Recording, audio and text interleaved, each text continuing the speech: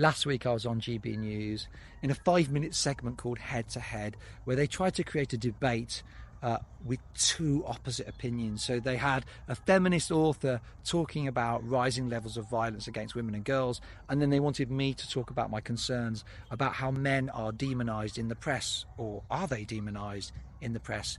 But in the end, it was less of a debate and more of a conversation, because both things can be true. We should absolutely be concerned about rising levels of violence against women and girls, and we should be concerned about the impact of the demonizing of men in the press. The way that men and boys are talked about, toxic masculinity, for example, is a phrase we hear again and again and again. And what is that impact on how we think about men and boys? You should be concerned about both things. And it reminds me that a lot of these conversations, it's not a zero-sum game.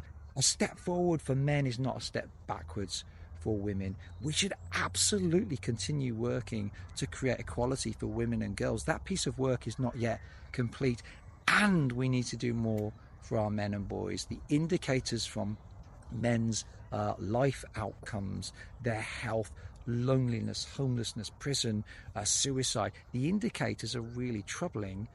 But we can also continue working for women and girls whilst advocating for men and boys. It is not a zero-sum game.